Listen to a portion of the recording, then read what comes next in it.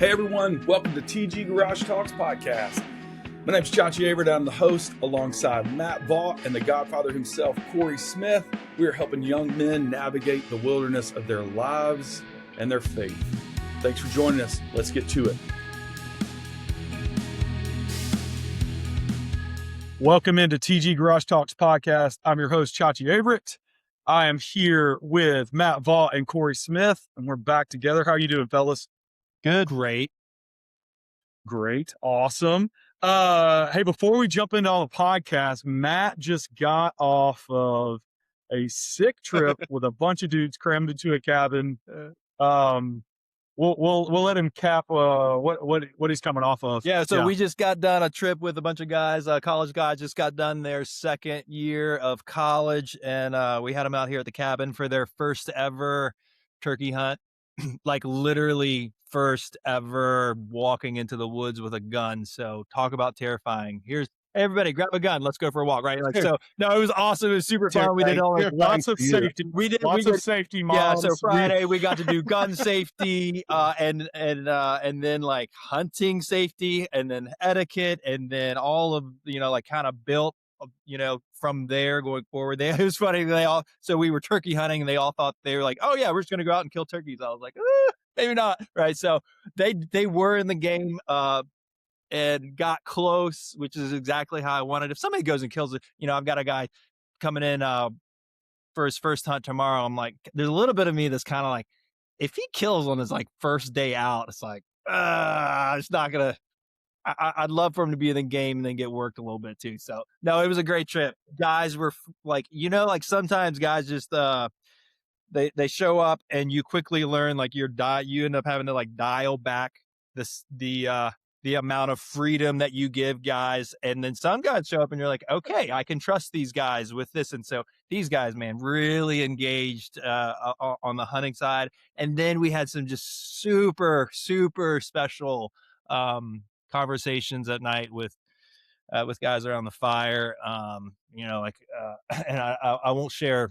specifics of their stories, but man, Saturday night, the conversation kind of got to this place where they all started sharing, stories of older men that they looked up to and what they saw in those older men. And, and they started going back and forth, and I started to see like how they were kind of processing their own lives. And what was neat is you got this place where, they all like loved some specific things about, a mentor or their father or a grandfather or a figure like that. But none of them knew why those men were the way they were. And so the conversation sort of started to become like, what was it that formed that man to be the man that you want to be like?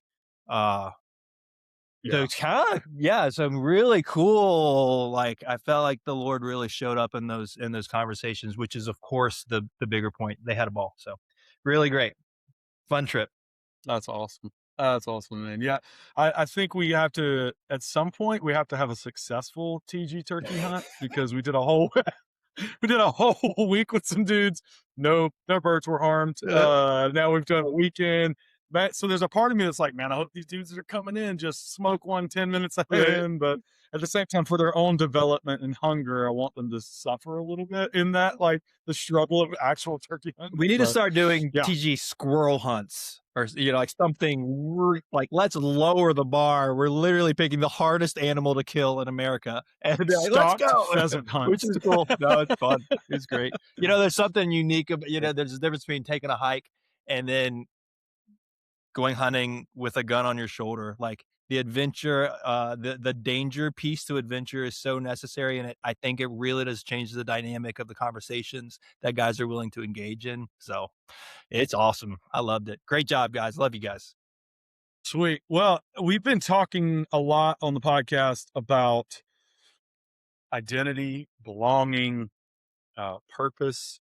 I think even in our end the conversation stuff that, our conversation with Zion about sanctification and what does it look like in this season, but then also our conversation around what Theo Vaughn is like looking at and like how, like to continue down that road would be to jump into just this conversation around the idea of calling. Now, when I say calling, if you're a good Southern Christian, you're going to jump to this idea of, well, the Lord is going to tell me what I'm supposed to do with my life if I seek Him out and search and like put enough effort and striving into hearing Him talk to me that He will download it to me as He did for all of us, right? Like both of y'all, that's exactly how it happened. No, Hmm. right. So because of what we get to do, we get to sit with dudes a lot around the idea of calling. We actually spend a whole week talking about that. We've got an incredible teacher that's been a friend of TG for years, and Gary Barkalow, where his whole ministry is essentially around the idea of calling. Um, but as I was kind of thinking through this, there's really three or four schools of thought on the idea of calling. You know, one is there's this great call on your life, and it will be obvious and undeniable, but don't miss it, or you'll be outside of God's will and the whole universe will be in chaos because you missed it. Right? Okay. Hopefully that's not true. Like, hopefully that's not it. Right? There's another one that God has created us for a purpose and gives us passions and desires, but entrusts us with how we will live it out, but excitedly goes with us. It's this like buddy version of Jesus or buddy version of God that's kind of disconnected from a father and like intimate relationship, but it's just this buddy who's like our cheerleader as we figure this out. And then three, there's this like this third one is a hybrid of the first two. Our calling as Christians is to preach the gospel wherever we are, and in the marketplace or in the pulpit, that's our call. Like, so if I'm working at a construction site, my job is to live out a life that honors the Lord. And some will be called to a pulpit, and that is their calling. It is a vocation, but it also is what they have skills and gifts and talents and abilities that go there. Um, and then there's the fourth one. It's like do whatever, um, trust God to provide, love others, and live your life based off of your skills, talents, and desires. Um, I tend to lean a little bit more towards the third, where it's this hybrid of like we do have this calling as believers to share the gospel wherever, um, and just live out this life that honors the Lord. And it is an overflow of my depth of relationship with the Lord. It's not this, I am called to work at this place to do this thing, but I have these skills, talents, and abilities of giving me this platform that I need to honor the Lord through.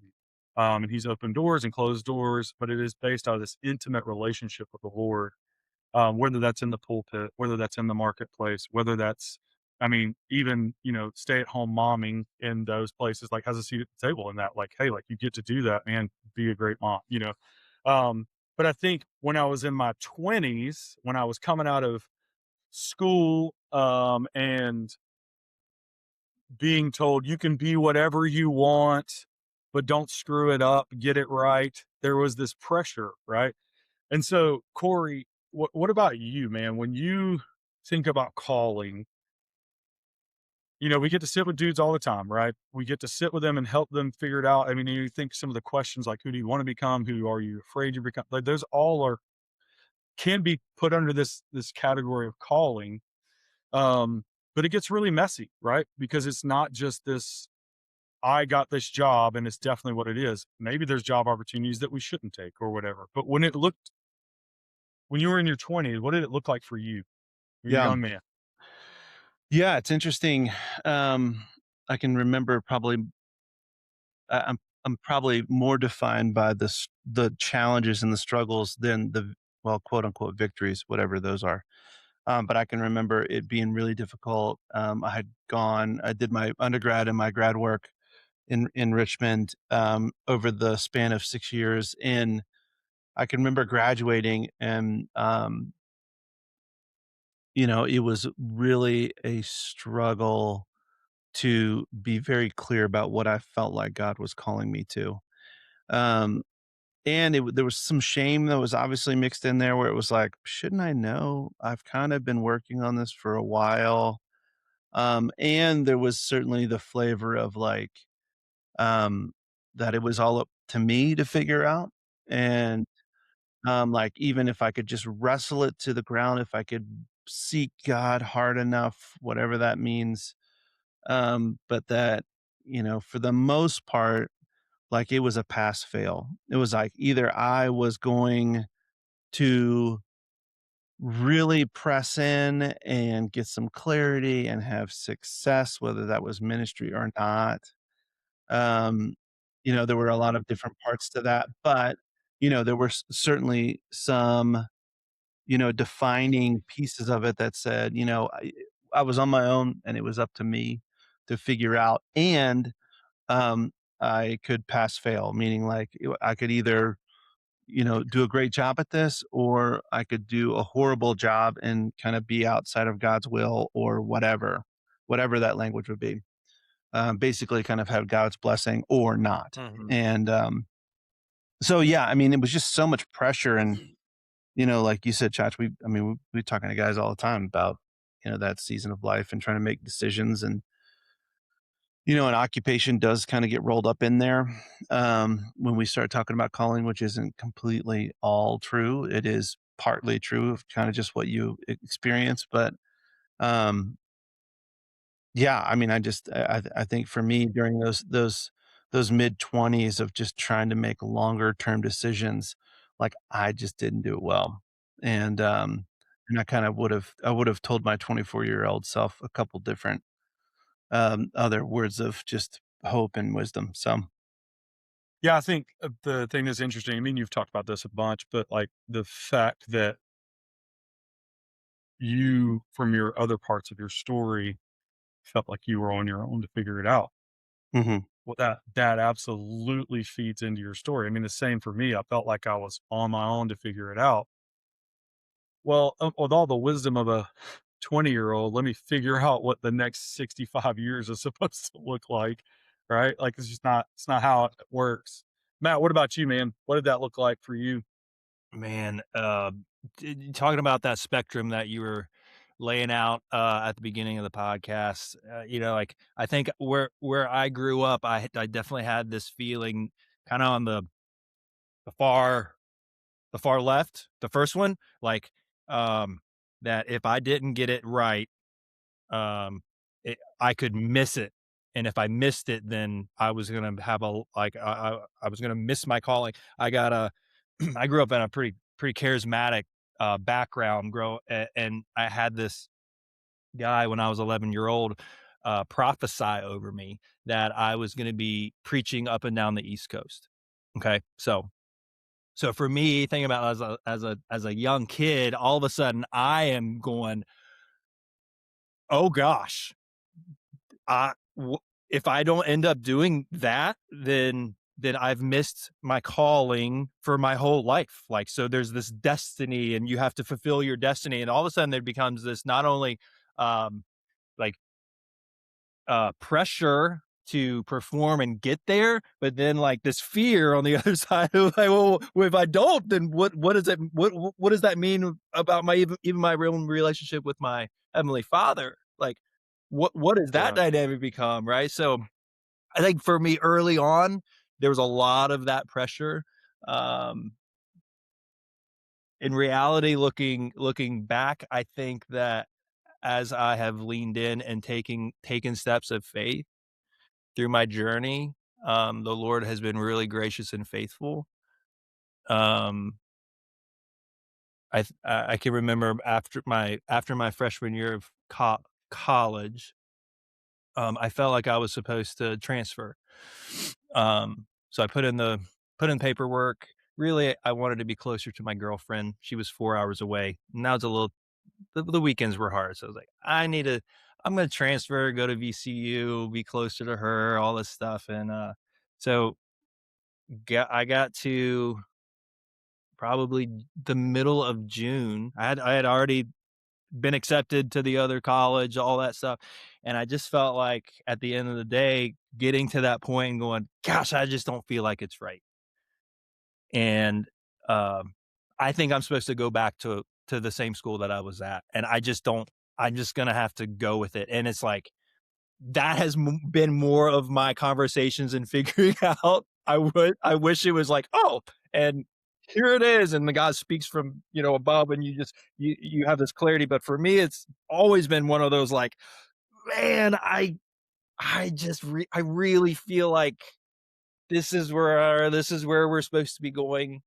And then the Lord's been really gracious and faithful in that. It's been one of those, like, processes of stepping forward and him inviting us into a life of faith, and I've seen that, and I've seen it over and over again. So, yeah. Yeah, I think for me, I've learned that what I believe about calling is a direct reflection of like what I believe about God. Mhm. So if I believe the first one of like, if you screw this up, your life is over. Well, man, that absolutely gives a good look into what I believe to be true about. Mm. I mean, it doesn't mean that at 40 I've got it better figured out, but I understand that that is a reflection of each other. I'm not saying I've got this perfectly figured Yeah, out, they're in but they're I'm with you, Matt. At 11, church camp, go down for prayer, and this person like, "Hey, you're going to be a pastor one day," and I was so pissed off that was what they were telling me because I was playing baseball. They didn't realize this, but I was going to be a pro ball player. For anyone listening, that's not what I did. I'm 40 and I've never played pro baseball. But at 11, I was convinced, right? And I was so disappointed on some level with this calling that someone had uh, placed on me, whether I wanted it or not. They told me they had heard from the Lord and they were a person that was at this level that I should listen to that voice of. Which is, again, I mean, it's a really dangerous thing to be the receiver of those words, but I think I would challenge any leaders in the world to be really careful about what they're speaking over people as well, and when it comes to calling. But, you know, I mean, it takes me on this different path, right? Like, if I believe that to be true, which it even at 40, there are parts of me and my wife were talking about this last year, like, I believe that that person heard from the Lord, so if they heard from the Lord, then I need to listen to that voice. And so calling is not just what I'm hearing from the Lord, it's what other people are hearing on my behalf. It gets really messy really quick if we're not careful. Um, one of my favorite things to tell dudes is to really, like, not listen to what I say. Like, "Hey, you asked for my opinion. Now go sit with the Lord after I give you my opinion. Do not act upon what I am telling you. You need to confirm it with scripture. You need to confirm it with your prayer life and hearing the ability to hear from the Lord. You need to look at um man, other voices in your life to affirm these things. And so for me, man, when it came to personal story, I think I look back at my life and I've basically had two careers at the same time. I've been in the fly fishing industry or in the guiding industry since right out of high school, and I've been in ministry since right out of high school. And those two things have run and they've intertwined and all of this stuff, but one is based out of this place of duty that's also wrapped around skills and talents that make like the Lord has grown my ability to be able to sit with people and ask good questions and hear on their behalf. And so there's like, oh man, there could be some calling in that. And then the other one is based out of like, man, I love the outdoors. I love sitting with people in the outdoors. I love taking people and teaching and showing them things. And so calling, I think for me, whereas it started as this place of like, don't screw this up, has shifted to this place of like realizing what the Lord has given me a desire for and the ability, and then also this place to share the gospel just out of my passions, desires, and life and interests. Um, yeah. So anyway, it's been a lot of different things. Matt, I think for me, these conversations get really ethereal. Like, we're going to give you some personal story and then we're going to generally tell you about calling, but without giving some hard and fast direction, we're really not answering any questions. We're just saying, hey, go to scripture because I love sending people to scripture to find things. Jeremiah 29 is incredible. Everyone loves that quote of, "For I know the plans I have for you, peace." But he backs that up with, like, "When you seek me with your whole heart, you will find me." It's not just like, "Hey, I've got these plans, figure it out and see if you get it right or wrong." But like, no, seek me and you'll find these answers. And so, like, as you think about this, well, especially like, again, I love kicking stuff like this to you because your pastoral ability to either have 4 Ps that answer this I question do. or I do have whatever it four is, like, P's. yeah, I actually do. that's funny. There you go, Matt. So the 4 Ps. This episode of TG Garage Talks podcast is brought to you in part by Black's Barbecue. The original Black's Barbecue has been serving Central Texas and our nation since 1932.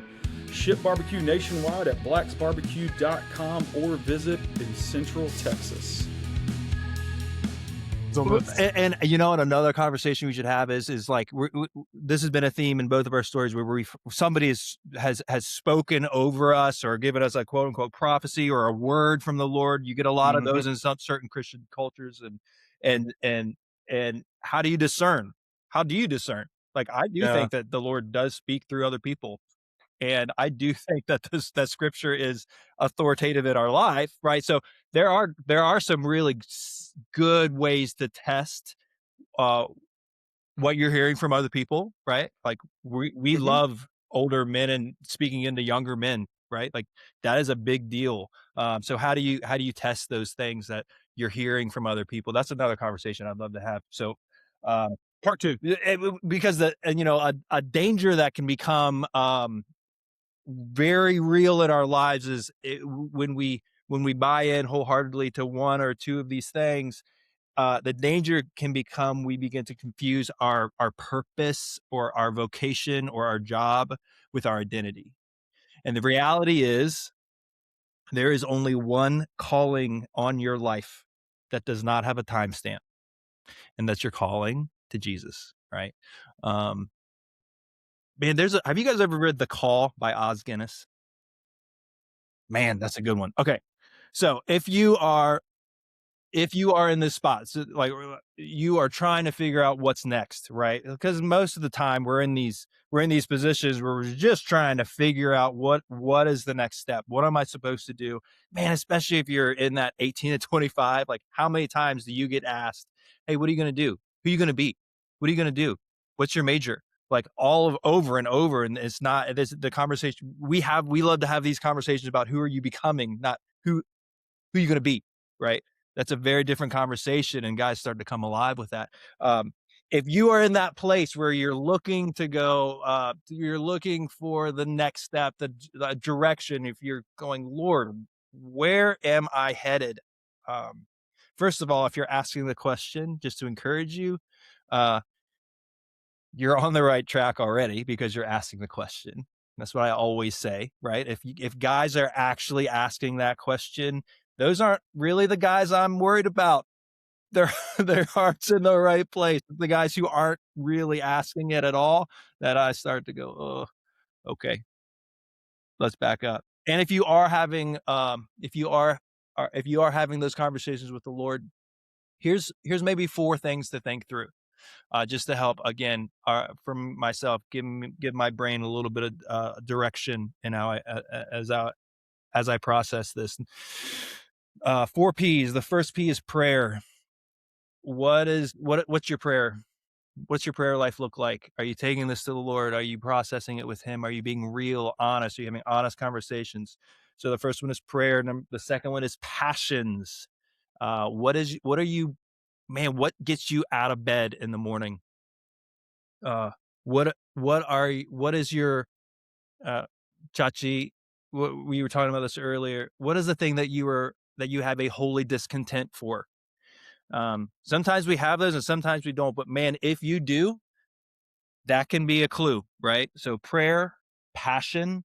The third P is provision. What doors are opening up? What doors are closing in front of you? What gifts have you been given by the Father, right? Like, how are you wired? So prayer, passion, provision. And then the fourth P is peace. Uh, when you walk into these things, even though they're hard, you have a certain sense of peace about them. So prayer, passion, provision, peace, that for me begins to help as I'm in a discernment process of really trying to figure out what I'm going to do next. Um, there's two others, people, that's another P, and place sometimes. We could keep going, but Just to be honest, you've probably got you can get 20 of these things locked I and just, loaded. like I've just done this. I've just done this massive shift in my own story, in my own life. I've left one calling, right, Mm, in mhm. January and Yep. come on to the new calling, right? Calling. And, and, uh, and for me to start to help myself process with the Lord and with my wife and my family and my trusted mentors and confidants, like these things do start to play a factor in bringing some clarity and where I feel like the Lord is really telling me to go. So prayer, passion, provision, peace. But bump. There's your four P's. I think even in that though, like there's a podcast on each one of these because like finding what does it mean to have peace? What does it mean to know what provision is? What does it mean to be passionate about things? What does it There mean we to pray? go. Like, all right, cool, guys. So this fall, Yeah, the fall, four go P, for it. we're gonna Fall, knock out the yeah, six P's. let's We'll go. give the 2 hour podcast, maybe seven because Easy. podcast. Anyways, Let's go. but Corey, all right, man. So Yeah, yeah, yeah, yeah, yeah. put a bow on this. I mean, again, like this is something we sit with dudes all summer, right? Gosh, Like this is yeah, great. Um, but like, where's your mind yeah. going with this stuff? Today's episode is brought to you in part by Spotted Dog Outfitters. Spotted Dog Outfitters is Southeast Tennessee's premier fly fishing and outfitting company. Whether it's local streams or hosted trips all over the United States and international, Spotted Dog Outfitters has you covered when it comes to fly fishing trips and instruction. Give them a call at 423-715-9623 to get on the water today. Yeah, I'm gonna try to just do something here real quick as we finish up. I'm gonna try to think about what I would say to my 24-year-old self sitting at 1101 Grove Avenue in Richmond, Virginia in 1999, holla, and what would I say to him? You know, um, what words of encouragement or hope would I give him? Because I think even our hope with this podcast is that we know there's a lot of dudes out there that are graduating high school and graduating college, and even all in between in those seasons that are making these calling decisions. And I think in the end, I would love for guys to feel encouraged and feel those places of hope. And I think to start out by saying that God is more committed to your calling than you are. And that it's as I've looked over, that would have been 25 years ago, as I've looked over those 25 years and started to see, in the beginning, I thought it was all up to me to make all the right decisions. Um, whether that was occupationally, relationally, whatever it was, that in the end, God has been more faithful about my place in the kingdom than I have. Even in just it's not necessarily the linchpin is not my obedience. It is helpful to be obedient, and that's what Chachi's talking about: being in companionship, being in partnership relationship with God, listening to God, and I think those places it's been helpful to understand. Um, because if I'm holding the balances between what is my responsibility in this discovery of calling and this execution of calling, and then what is God's responsibility, it's funny because those tables have turned, where I would have started out fully saying, hey, this is really up to me, obviously, talking more about my story and feeling alone, and feeling like it's up for me to figure out life, and then all the way to the point of understanding that, like, in Galatians it talks about him holding everything together, and his faithfulness in this place of bringing me into a role, or not necessarily even a job description in the kingdom, but there are certain things that that I am supposed to fulfill in his agenda, in kind of the furtherment of his kingdom. And